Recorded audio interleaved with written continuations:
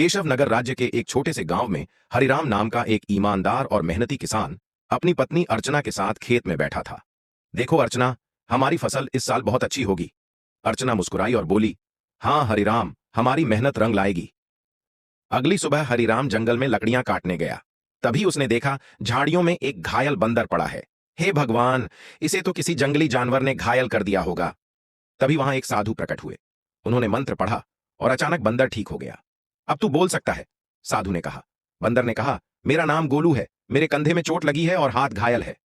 हरिराम हैरान था कि बंदर बोल रहा है। गोलू अब हरिराम का साथी बन गया। वह घर आया और अर्चना की मदद करने लगा। धीरे धीरे गोलू खेत में भी हरिराम का हाथ बंटाने लगा। गांव में इसकी खबर फैल गई और जमींदार की नजर हरिराम की जमीन पर पड़ी। समय बीतने लगा और अर्चना बीमार पड़ गई। हरिराम ने अपना सारा धन उसका इलाज कराने में खर्च कर दिया। जब पैसे खत्म हो गए तो गोलू ने सुझाव दिया कि हरिराम अपने भाइयों से मदद मांगे, लेकिन उनके बड़े भाई ने मदद करने से मना कर दिया। अब हरिराम के पास केवल जमींदार के पास हरिराम जमींदार के पास गया। जमींदार ने कर्ज देने के लिए जमीन गिरवी रखने की शर्त रखी।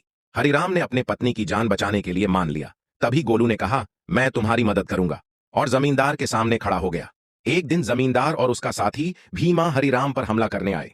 गोलू ने अपने जीवन को खतरे में डालकर हरिराम की जान बचाई। वह घायल हो गया, लेकिन उसकी वीरता से हरिराम सुरक्षित रहा। तभी वही साधु प्रकट हुए। उन्होंने जमींदार और भीमा को रंग बिरंगी किरणों से दंडित किया।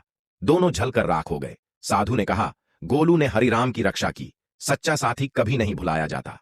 गोलू के बलिदान की याद में हरिराम ने एक पौधा लगाया, जिसे वह साथी वृक्ष कहते हैं।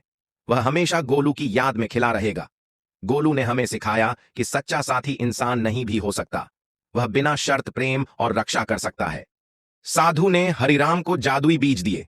उसने उन्हें बोया और उसकी फसल सोने जैसी उगी। गांव में खुशी लौट आई और हरिराम सबसे सफल किसान बन गया। उसने अपने मुनाफे से गांव के कर्जदारों की मदद की। बच्चों, अब वीडियो को लाइक और चैनल को सब्सक्राइब भी कर दो, वरना मैं रो पड़ूंगा।